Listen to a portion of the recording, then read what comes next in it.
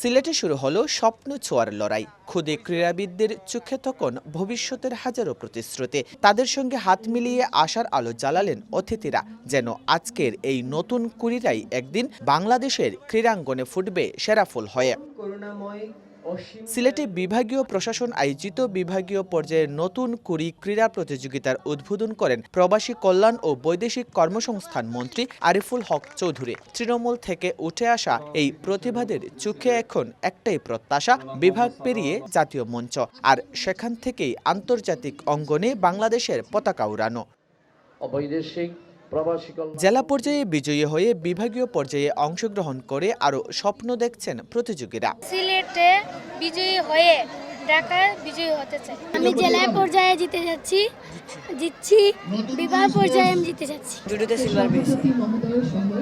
নতুন করে স্পোর্টসে খেলে অনেক ভালো লাগছে। এবারের প্রতিযোগিতায় সিলেট বিভাগের জেলা পর্যায়ে বিজয়ী 560 জন ক্ষুদে প্রতিযোগীরা অংশ নিচ্ছে। 8টি ডিসিপ্লিনে অনুষ্ঠিত হচ্ছে এই আয়োজন। এখান থেকে নির্বাচিত সেরারা অংশ নেবে জাতীয় পর্যায়ের প্রতিযোগিতায়।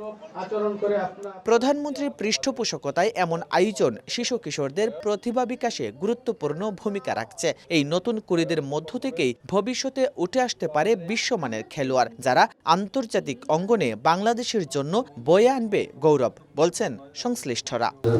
সবাইকে আমার ধন্যবাদ এবং কৃতজ্ঞতা জানিয়ে আজকে এই অনুষ্ঠানে আমি নতুন করে শুভ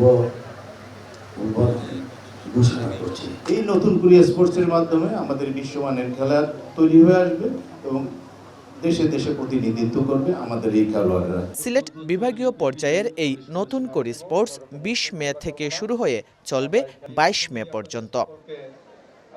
জয়ন্ত কুমার দাস, সময় সংবাদ, সিলেট।